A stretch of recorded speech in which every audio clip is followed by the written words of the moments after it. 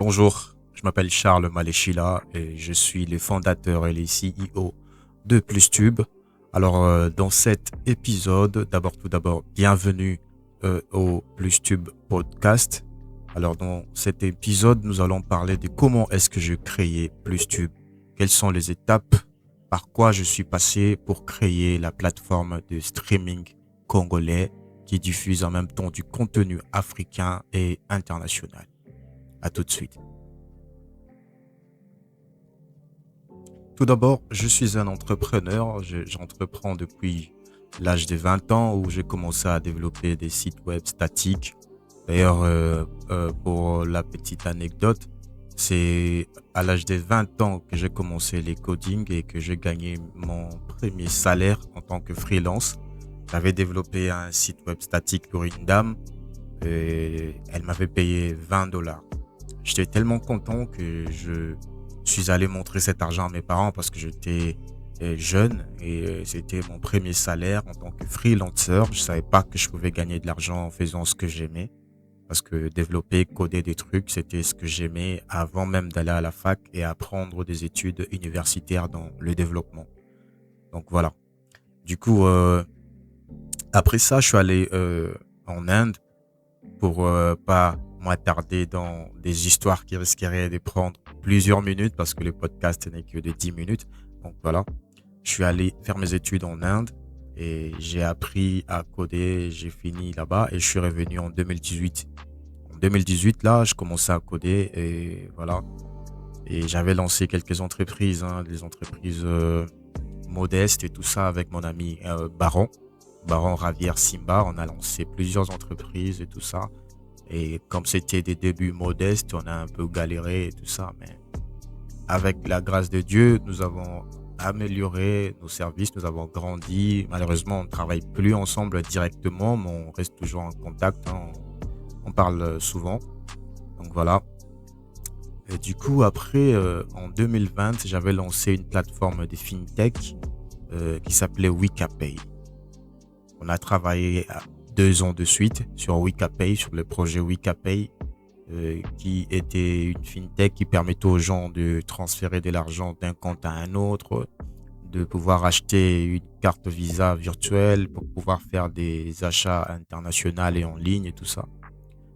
Mais par manque de documents légaux vis-à-vis de la loi, on n'a pas pu poursuivre dans cette entreprise parce que on était bloqué du point de vue financement et aussi du point de vue documents légaux pour pouvoir continuer dans cette entreprise.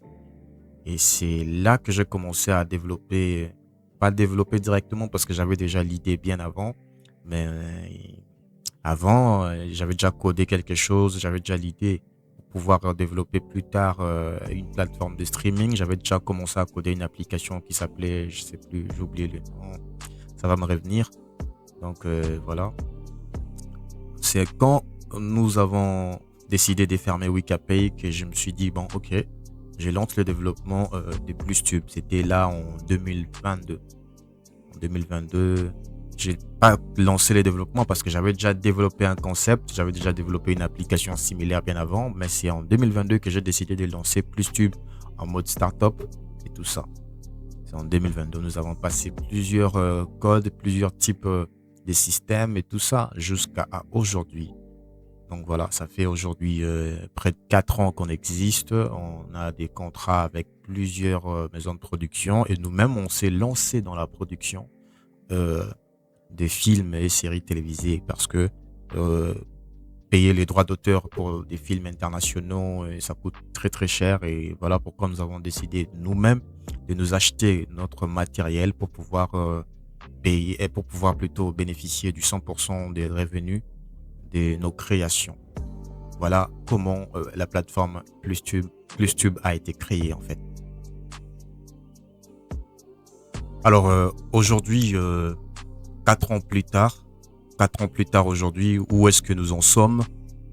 Qu'est-ce qui se passe chez PlusTube? Alors, 4 ans plus tard aujourd'hui, nous sommes à plus de 10 000 utilisateurs aujourd'hui, dont 90% des utilisateurs sont internationaux. et les restes sont au niveau local en RDC. Donc voilà, c'est quelque chose de très très bien que nous avons vraiment souhaité de faire pendant ces 4 ans. Et grâce à Dieu aussi, aujourd'hui, cette année aussi, nous avons eu la possibilité de diffuser en direct la Coupe du Monde 2026. Quelque chose de très impressionnant que nous avons eu à faire. C'était pas facile, mais nous avons réussi vraiment à les faire grâce à Dieu. Donc voilà ce qui s'est passé, ce qui se passe actuellement 4 ans plus tard, où est-ce que nous en sommes. Alors voilà, c'est tout pour cet épisode. Alors j'espère que vous avez aimé cet épisode où nous avons juste parlé de comment est-ce que j'ai créé la plateforme, l'entreprise PlusTube. Donc voilà, j'espère que vous serez aussi nombreux à suivre l'épisode 2 qui arrivera sans doute à la fin de cette semaine ici. Donc où je parlerai d'autres aspects de la plateforme PlusTube et voilà, et des projections à venir et pourquoi pas certains scripts de certains films que nous allons vraiment produire sur PlusTube. Alors, merci beaucoup de partager ce podcast. Merci de l'envoyer à vos amis, à vos membres de famille, à vos groupes et surtout à plusieurs entrepreneurs et tout ça. Si vous avez des copains, des copines entrepreneurs, des amis entrepreneurs, partagez-leur l'expérience, les parcours entrepreneurial de Monsieur Charles Malechila que je suis.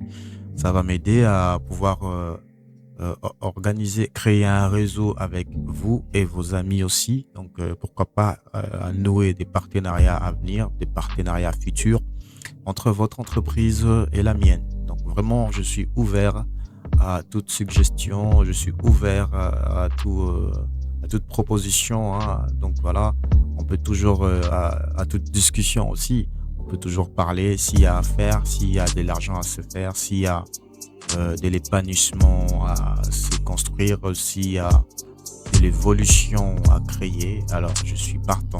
Je suis vraiment partant. Merci beaucoup et à bientôt.